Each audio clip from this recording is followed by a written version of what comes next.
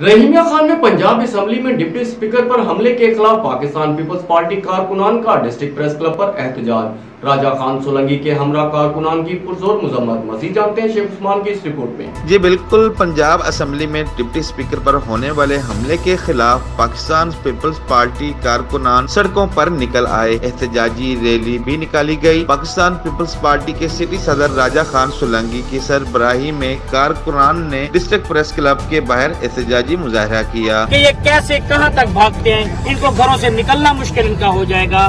मैं ये कहता हूं कि इनको माफी मांगनी चाहिए और जो पैसा इन्होंने लूटा है 3-4 साल में इनके एमएनए ने, एमपीएस ने या मिनिस्टर ने, वही आज वो लगा रहे हैं। हर बंदे को पैसे दे रहे हैं, खरीद के रोडों पे ला रहे हैं। जी फलां जलसा इतना लंबा, फलां जलसा इतना बड़ा। और यार तुम पैसे लगा के आ रहे हो, आओ इन गरीबों की तरह। आज रमजान शरीफ का रोजा है, गंदम का सीजन चल रहा है, फिर भी ये लोग इज्जत गैरत के लिए रोडों पे निकले। आप लोग रात को निकलते हो, लाइटें दिखाते हो, जो लोग आ रहे हैं मुसाफिर उनकी भी अपने डालते हो कि हमारे लोग हैं। आप थोड़ी शर्म करो। और ये मैं कहता हूँ आपको कि ये कहते हैं ना जी हम 2/3 अक्सरियत से आएंगे।